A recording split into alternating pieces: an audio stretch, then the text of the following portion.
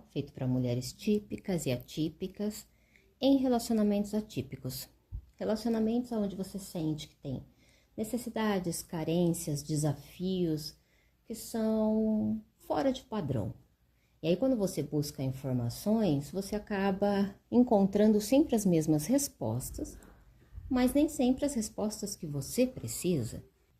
Por exemplo, se você busca informações sobre relacionamentos, é possível que surjam resultados como o estilo de apego, linguagens do amor, traumas relacionais, perfis de personalidade, padrões familiares internalizados, e tudo isso ajuda, tudo isso tem realmente base psicológica real, né? A teoria do apego mesmo é proposta pelo John Bowlby e ainda é validada pela Mary Ainsworth, mas não é a única, entende? Qual é a diferença, né?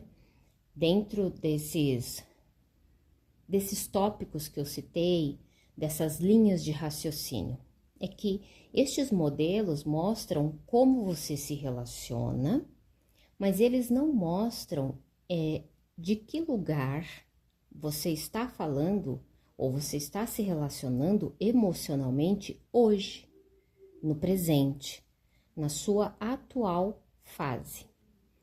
E isso muda completamente o resultado, porque uma mesma pessoa pode agir ansiosa depois de uma traição. Não significa que ela tenha um apego ansioso. Uma pessoa pode ser evitativa após um relacionamento abusivo, mas não significa que na formação dela ela tenha tido um relacionamento abusivo na sua primeira infância, por exemplo. E ela pode, inclusive, agir segura quando estiver emocionalmente estabilizada, o que não significa que ela tenha tido uma estrutura familiar de segurança. Entende que não é um rótulo fixo? Então, você é um estado emocional em movimento. E é por isso que duas relações da sua vida podem aparecer completamente diferentes, dependendo de em que fase você está. E, inclusive, não necessariamente você precisa mudar de parceiro, sabe? Dentro de uma mesma relação, você pode mudar de fase psicológica interna.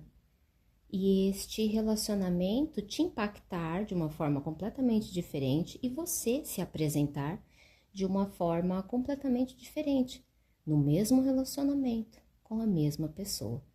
E isso tudo porque você mudou de fase, né?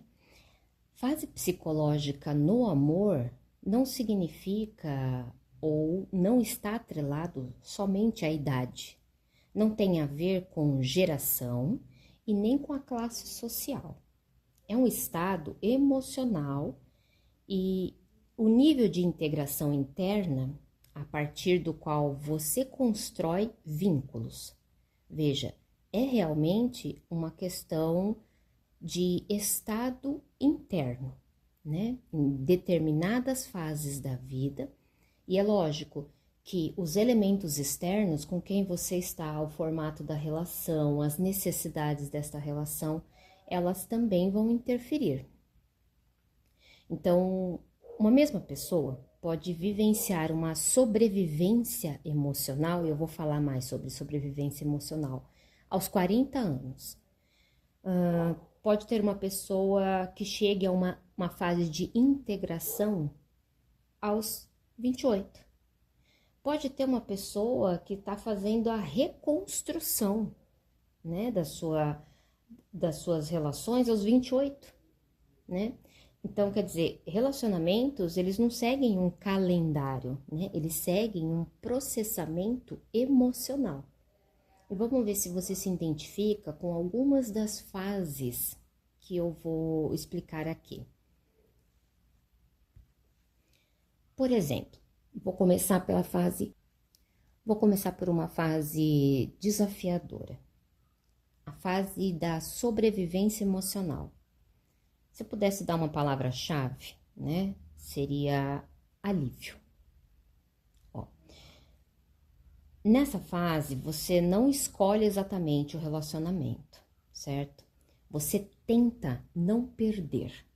Veja o quanto que isso tem a ver com sobrevivência. Porque o vínculo, ele vira um regulador emocional. Então, se a pessoa responde, você sente alívio. Se demora, te causa ansiedade. Se ameaça se afastar, gera um pânico real. E isso não é drama, é sistema nervoso ativado. Pesquisas sobre apego mostram que o medo de abandono ativa respostas fisiológicas reais de ameaça. Então, existe um sofrimento real. E eu vejo que muitas pessoas acabam se encontrando em fases diferentes da vida e minimizam ou invalidam a dor do outro por estar em fases diferentes, né? Por exemplo, uma pessoa na fase de sobrevivência vai ter um sofrimento agudo em relação à ameaça de perder o outro. Para uma pessoa que já está em fase de integração, essa pessoa olha para a outra e diz: como pode? Você não nasceu grudada nessa pessoa, por que você está sofrendo tanto? No entanto, estas fases podem todas ocorrer em uma única pessoa. Então, a empatia ela vai ser gerada se a gente acabar lembrando que em outra fase da vida a gente também já passou por aquilo, por aquele sofrimento, e assim pode acolher melhor as pessoas ao nosso redor, ou até mesmo sermos acolhidas, né, de uma forma melhor. Então, no exemplo cotidiano, quem está em fase de sobrevivência fica mais ou menos assim. Vamos lá. Você mandou uma mensagem, ele visualizou e não respondeu. Em 7 minutos, você já criou uma hipótese de perda de interesse, uma hipótese de traição, uma hipótese de abandono, uma hipótese de catástrofe. E aí, o seu corpo, ele reage antes mesmo da lógica. Porque nessa fase, você tolera a incoerência, aceita a ambiguidade e confunde intensidade com conexão. Veja, existe uma confusão de percepções. Então, a lógica não é o ponto central desta fase, mas sim o medo é ativado. E aí tem uma pergunta, né, que faz com que você se identifique ou não, né, com esta fase, que é até comum. Talvez você já tenha se feito, ou alguém já tenha feito para você, enfim. Que é quando a gente se pergunta assim: eu amo essa pessoa ou eu amo a sensação de não estar sozinha? É uma pergunta-chave, né? Ela vai direto ao ponto. E aí eu vou passar para uma outra fase. Vou deixar você com a pergunta desconfortável. Se quiser, pausa o vídeo. Se faça essa pergunta, pensa um pouco. Mas vamos para a próxima fase. A fase que eu chamo de reconstrução identitária. E se eu pudesse dar uma palavra-chave para ela, seria reparação. Por quê? Nesta fase psicológica, normalmente vem depois de um relacionamento que deixou muitas marcas, né? Tanto que é uma reconstrução identitária mesmo. Porque você quer fazer diferente, né? O trauma, ele não vira maturidade automaticamente. A gente sabe disso. Ele vira hipervigilância. Então, é como se as suas feridas ainda estivessem abertas. Num exemplo cotidiano. Digamos que o seu parceiro tenha saído com amigos. De cara, não tem nada de errado. Ele saiu com amigos. Mas o seu corpo reage como se estivesse prestes a acontecer alguma coisa. Porque no passado aconteceu algo que te feriu, que te trouxe desconforto, Ou seja, ainda tem aquelas emoções e aquela memória afetiva de algo que aconteceu. É quase que instintivo também.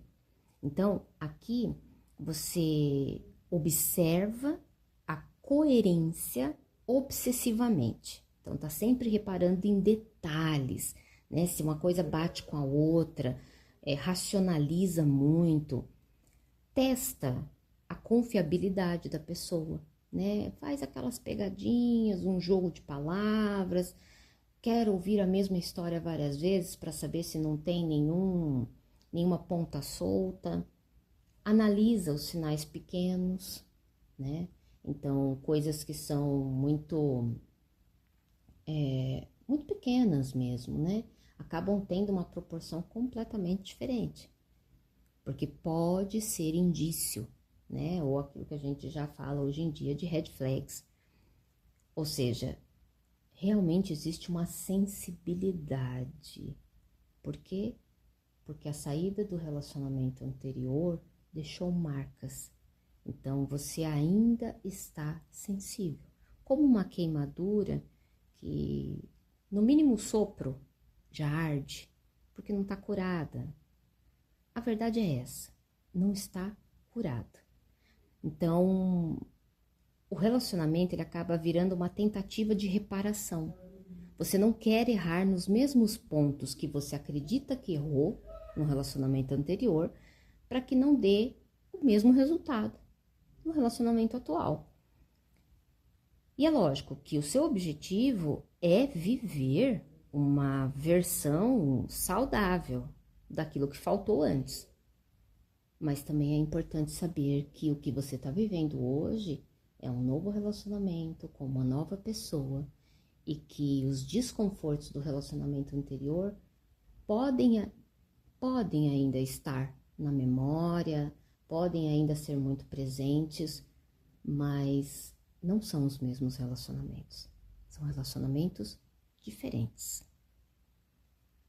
Pensa aí se você se identifica com essa fase, porque aí eu vou passar para uma outra fase, né?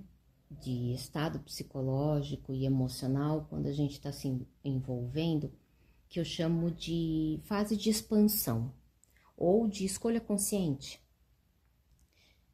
E aí eu acredito que nessa fase a palavra-chave é compatibilidade. Veja bem, algo nessa fase realmente muda, porque você não precisa mais de relacionamentos para sobreviver. Percebe que saiu daquele estágio o primeiro estágio, né, que é o relacionamento de sobrevivência, então o medo da perda é maior do que a própria, ou a perda está relacionada, né, com algo que remete à sobrevivência. Se você perder, a sensação é de que você não vai sobreviver. A segunda fase de relacionamentos, ela tem a ver com as marcas do passado, fica meio que parecendo uma continuação, mesmo que você queira que seja você queira muito que seja diferente, ainda assim existem as marcas que ficam ali presentes o tempo inteiro, com as quais você tem que lutar, né? Mas nessa fase de expansão e de escolha consciente, você já não está mais nesta fase de sobreviver. Você escolhe. E as perguntas mudam também, né? Você acaba se perguntando, temos valores parecidos? Existe uma estabilidade emocional? Eu posso ser eu mesma aqui? Você vê que as perguntas, elas giram muito mais em torno de você do que da outra pessoa. Porque é para você ter dados suficientes para saber se você está em uma boa relação ou não. Ou se você está vivendo de memórias, ou se você está vivendo através do medo. Então, as próprias perguntas mudam e elas são muito mais voltadas para você no centro da questão e não o outro. Então, por exemplo, no cotidiano, na vida real, né? Você gosta dele, mas percebe que vocês querem vidas incompatíveis. São rumos, valores diferentes.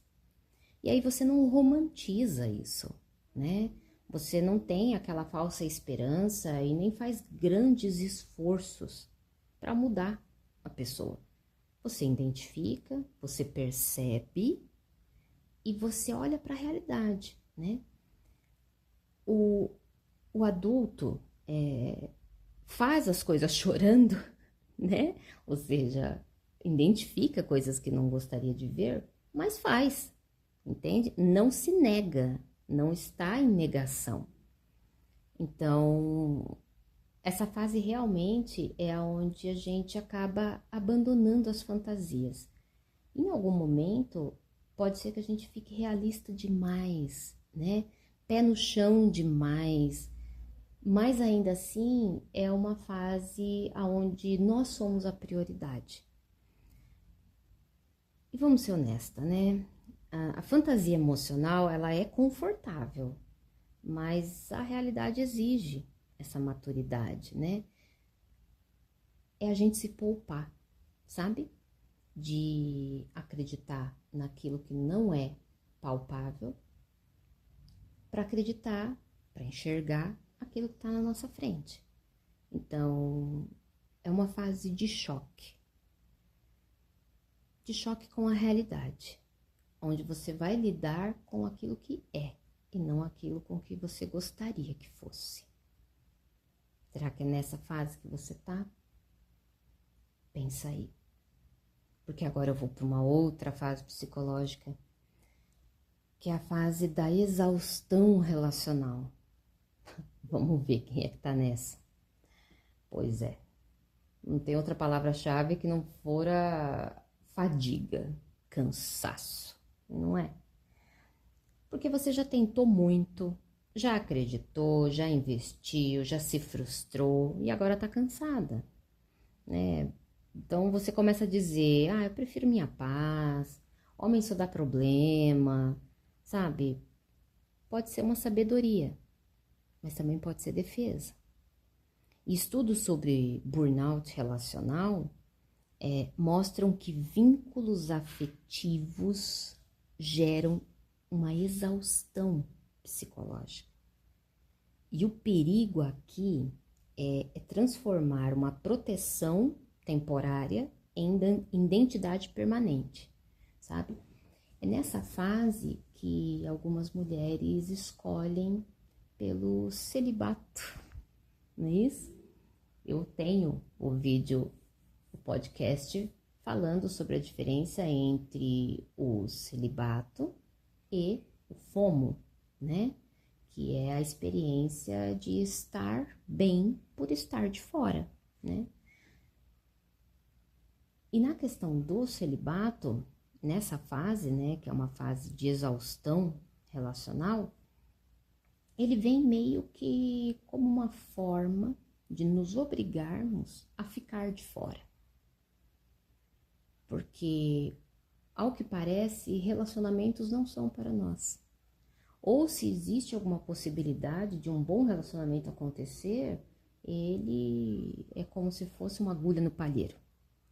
E só de pensar nisso, né, em ter que se preparar, em ter que fazer toda aquela investigação para saber se a pessoa realmente tem uma boa conexão com a gente, se ela é boa para se relacionar, isso gera cansaço só no pensamento. Então, essa fase, ela pode sim ser uma fase de defesa, devido às várias tentativas que vieram antes dela.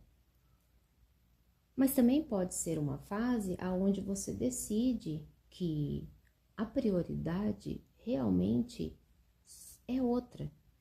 Você começa a se relacionar com outros temas da sua vida com maior importância. É nessa fase que você desenvolve gostos, que você começa a fazer atividades pelo prazer e não mais para se encaixar no mundo. Você descobre coisas sobre você. É nessa fase. É uma fase meio que de recusa aos relacionamentos, mas justamente por essa distância, você acaba ficando mais próxima de si mesmo. Bom, pelo menos é isso que eu espero que você faça. Caso você esteja em uma dessas fases essa fase, né, principalmente essa fase de exaustão, que você utilize então para se aproximar mais de você. No entanto, se relacionar é um desejo humano.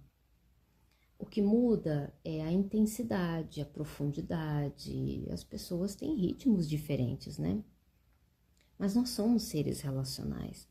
Nós somos seres interdependentes.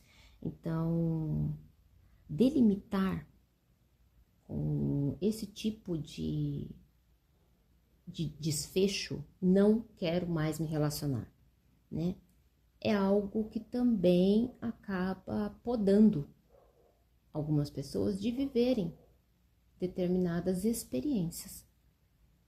Portanto, pode estar muito mais ligada realmente a uma defesa do que a vontade de aproveitar a própria companhia ou descobrir outras coisas que não seja provinda de relacionamentos amorosos.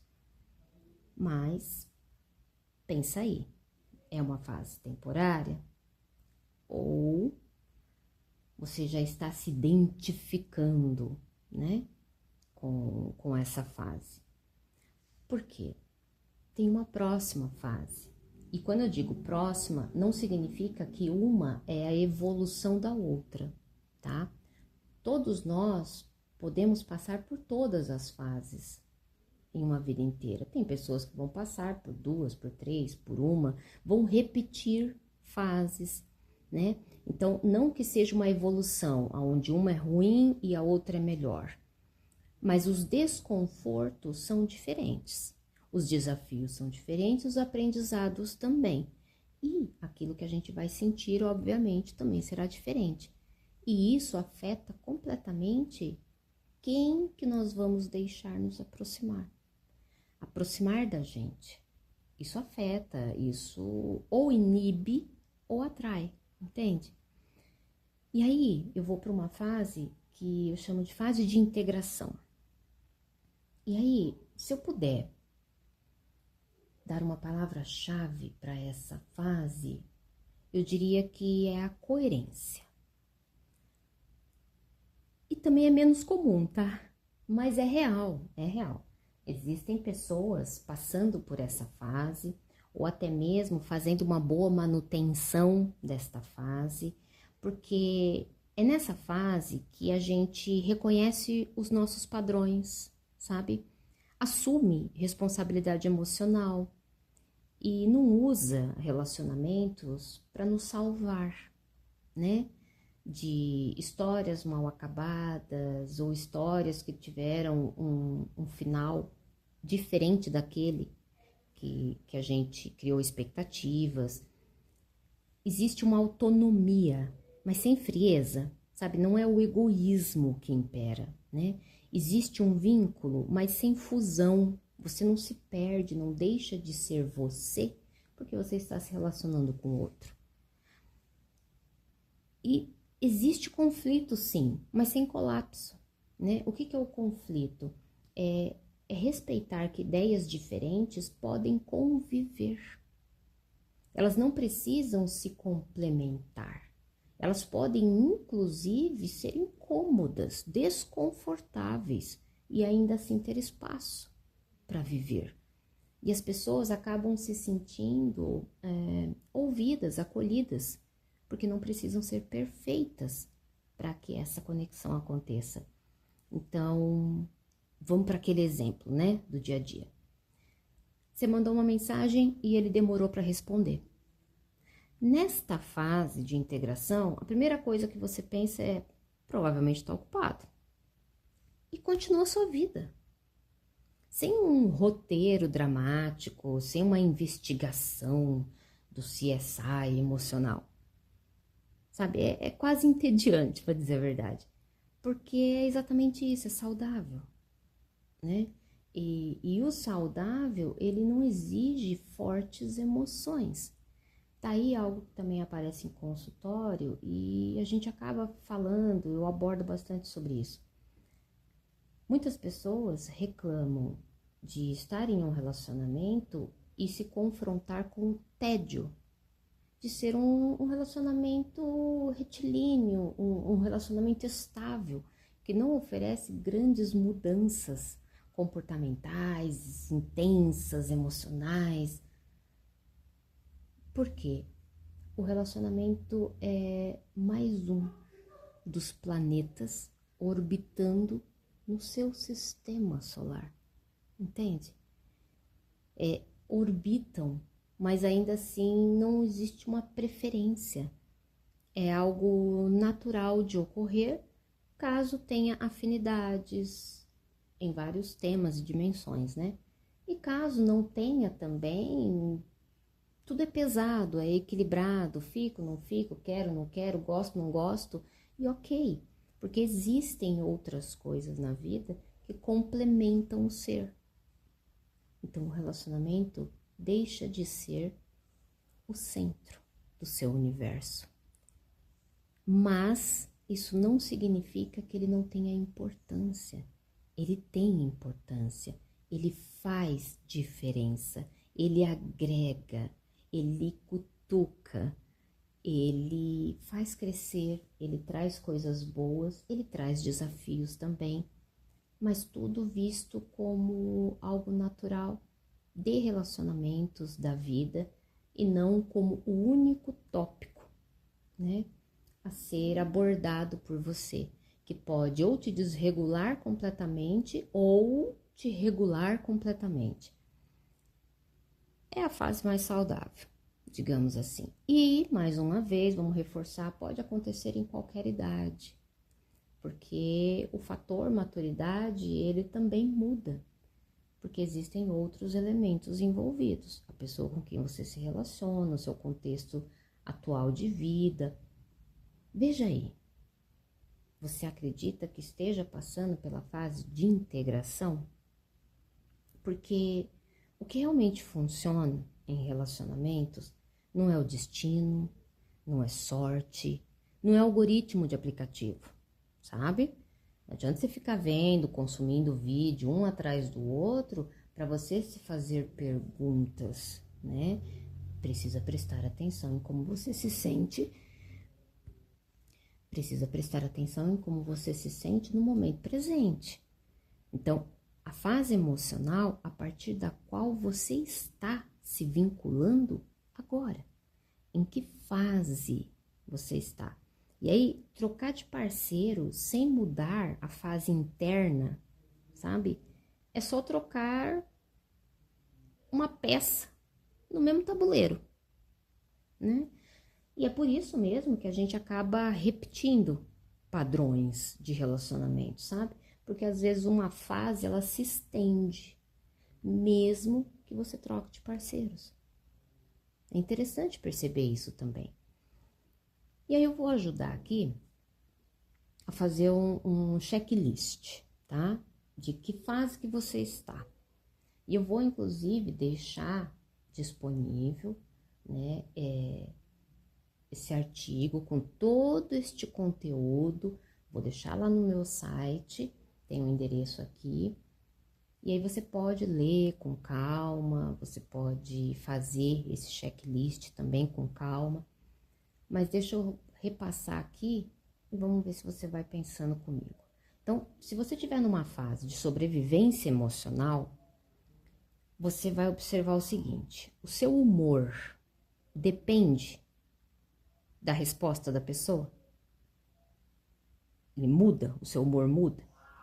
Você tem um medo intenso de abandono? Você aceita comportamentos que te machucam por medo de perder? É possível que você esteja na fase da sobrevivência emocional. E a fase da reconstrução identitária? Você compara muito as relações atuais com a sua relação atual com as relações do passado? Ou as relações passadas? Você fica hipervigilante aos sinais, prestando atenção em cada detalhe? Você tem dificuldade de confiar? Esse é um grande sinal também dessa fase, né? De reconstrução identitária. Vamos para a fase de expansão consciente. Você consegue ficar sozinha sem pânico? Você avalia a compatibilidade que você tem com a pessoa além da química que vocês têm juntos? Você coloca limites claros, sem medo de estar sendo bruta, estúpida ou até mesmo egoísta? Vamos para a fase de exaustão emocional ou exaustão relacional. Você se sente cansada só de pensar em relacionamento? Você evita profundidade emocional? Ou você generaliza negativamente os parceiros? Ah, homem é tudo igual, tudo farinha no mesmo saco. Pode ser uma exaustão relacional. E a fase da integração? Os diálogos. Você consegue mantê-los sem entrar em pânico? Você sabe sair do relacionamento sem se destruir? E melhor, você não depende de relacionamento amoroso para validar o seu valor? Pensa aí, se precisar, volta o podcast e refaça as perguntas. Por quê?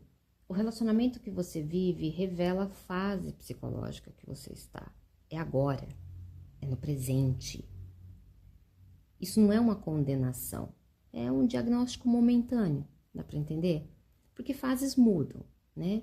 E com consciência, com elaboração emocional e às vezes, inclusive, né, que sejamos sinceras, com terapia. Mas mudam, entende? Fases mudam. E o amor saudável, ele não começa com a pessoa certa. Ele começa com a fase interna certa. E se você tiver consciência de em qual fase você está, você vai poder se relacionar com consciência. E principalmente, sabendo que fases mudam. E que mesmo que você esteja em uma fase onde os desconfortos são maiores do que o conforto, do que a satisfação, saiba que ela pode passar. Se você estiver em uma fase boa, onde você não se relaciona com dependência, com medo, saiba que você também já fez a sua parte. E você está em uma fase que você não precisa ter medo que ela acabe.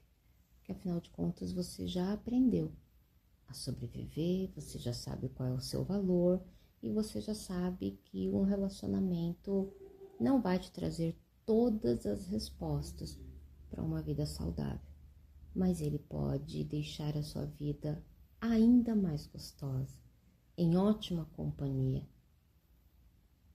contanto que você saiba em que fase você está. Gostou? Deixa seu comentário.